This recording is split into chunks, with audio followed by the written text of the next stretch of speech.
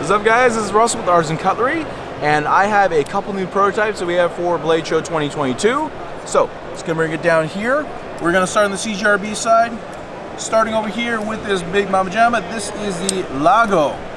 This is one of our first button locks, one of our first, at this point, 3 button locks for this year, where we kind of embrace the button. This is meant to be a super functional work knife. Nice thin profile blade, kind of a sheep's foot, sheep's dagger kind of blade going on. Nice fat handle, lots of comfortable grip, lots of real estate. Oversized button for the button lock, just add a bit more, a bit more substance to it.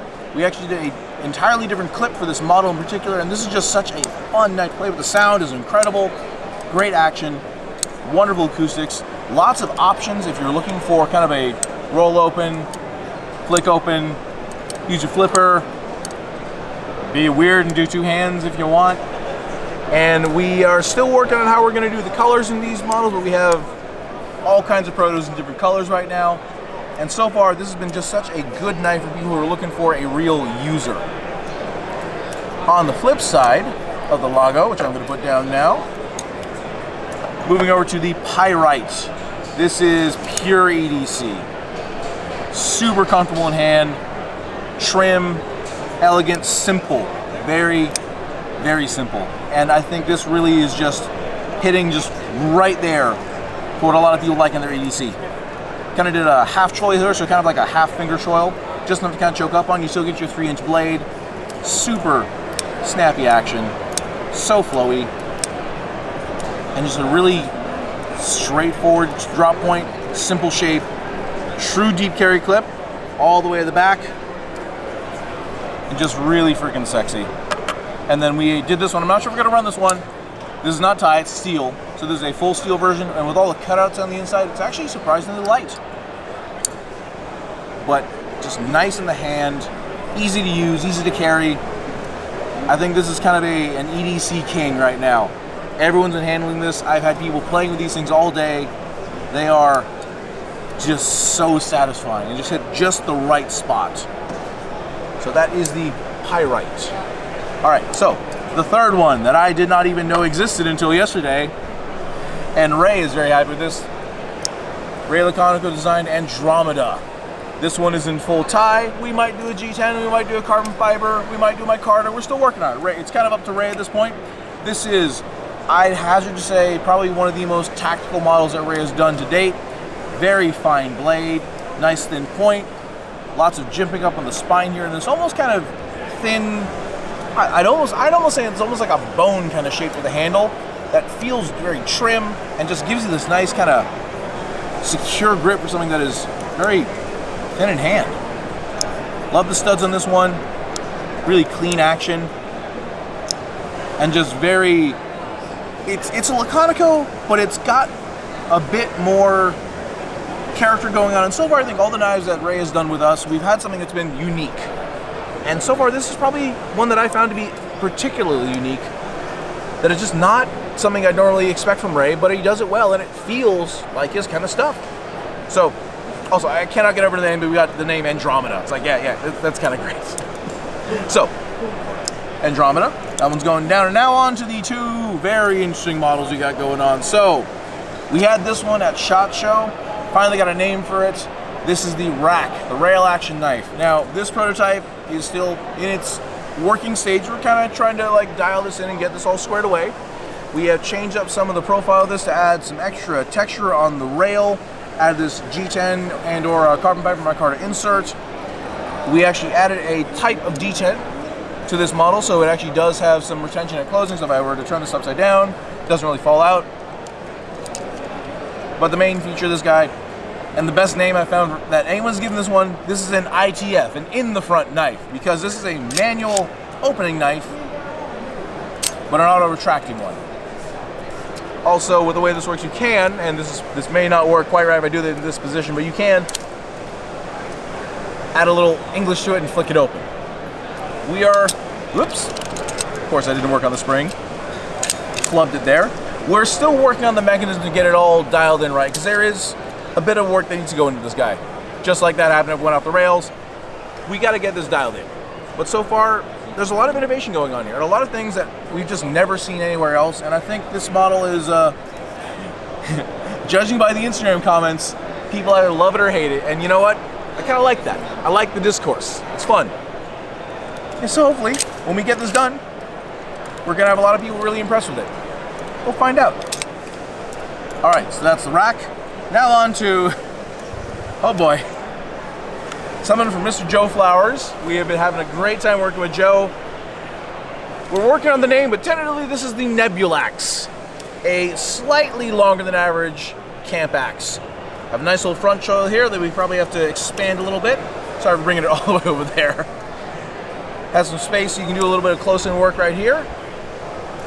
Nice comfortable handle with a bit of skeletonizing on the inside to balance it out, so you're pretty much balanced right above the handle. A little texturing on the hammer there for doing some woodworking. And the sheath, right now we're probably going to run some shock cord through there so you can slip it over and then have a little button back there. Pop it over there, snap it here so it stays tight during your carry.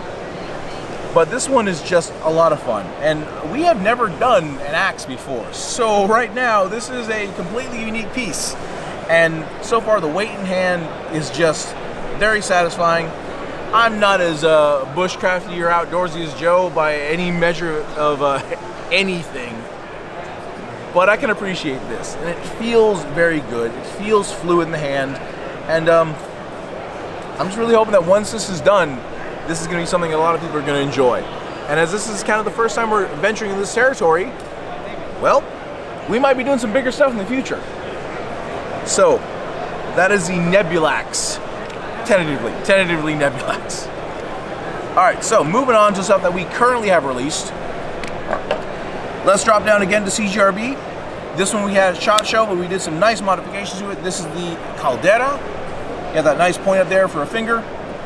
Very trim blade, nice and thin behind the edge, really wide. This is kind of our take on a folding Skinner.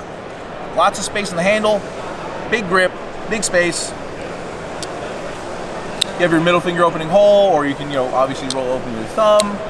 You have your flipper. This is meant for people that are doing work in, mud, grime, dirt, cold. This has a lot of opening options, so if you got gloves on or you're just freezing cold, you can still get this knife open.